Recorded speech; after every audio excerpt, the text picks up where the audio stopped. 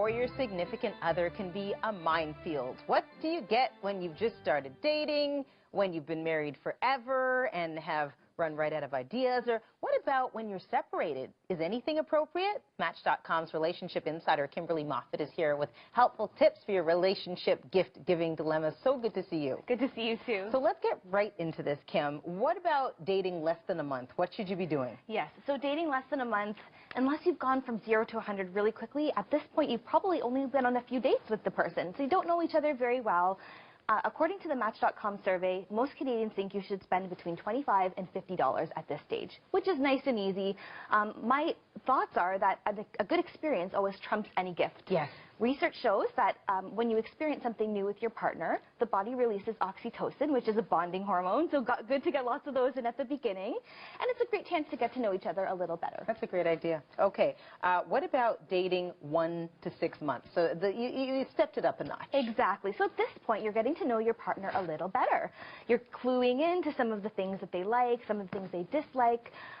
So at this stage, you can be more thoughtful. A great pair of headphones is great, but if they don't listen to music, then that's a problem, right? So you have to be clue into the things that they really like. So a nice bottle of their favorite perfume, a lovely bathrobe with slippers, or tickets to see one of their favorite artists in concert. Okay, now dating 6 months to a year, because once, Kim, you reach that year mark, right, in there. Exactly. So research shows that between 6 months and a year and a half is when the lust phase of the relationship really dies down. So this is when gift giving can really start to dwindle, and people forget it. They think they're so comfortable in the relationship that they actually forget about impressing their partners. But I think it's always a good idea to try to impress your partner on the holidays. It's a great chance to remind them that you still care, and be creative with a gift. It doesn't even have to be expensive. But most Canadians at this stage believe that between $75 to $100 at least is kind of the minimum of what you would spend at this stage. And even, beyond just impressing, it's the thoughtfulness. Exactly. It's the idea that someone's thinking about you in that way, which is lovely, right? Yes. Okay, so now 6 months to over a year. Yes. So this is definitely a more serious part of the relationship. Now, you're starting to think about if this person's going to be long-term in your life, if they're going to meet your parents over the holidays. Yes. Yeah, so you're going to want to splurge a little bit more at this stage. But my advice is still keep in mind that knowing them is more important than the amount of money that you spend. Yep, that is the lesson for all of this, I think. Yes.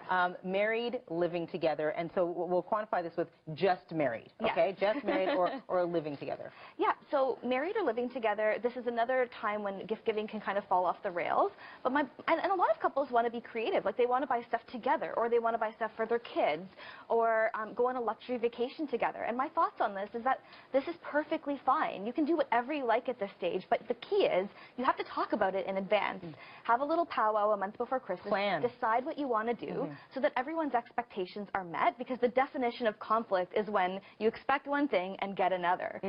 So if someone spoils you and you haven't spoiled them, then you're going to feel awfully bad. So make sure that you're doing the same thing together. What if you've been married forever? So you're married 15, 20, 25 years and your partner has everything, you've got it. What do you do? So I think at this stage, gift giving is still appropriate, but my best advice is that the best gifts come from the heart and usually are in the form of written words. So I always think that the card at this stage is the most important.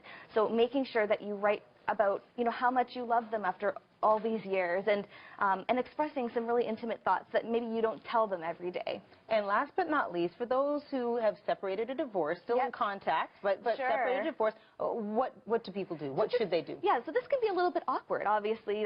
So you might be separated or divorced, but you might still keep in contact because of your children, or see each other on a weekly basis or whatnot. So at this stage, you don't want to accidentally give the person the wrong message. So my best advice is go for something generic, like a gift card or a token bottle of wine, and that can avoid any unnecessary feelings of confusion or awkwardness. Kimberly Moffat, thank you so much for this, and good luck with the baby. Thank you very much.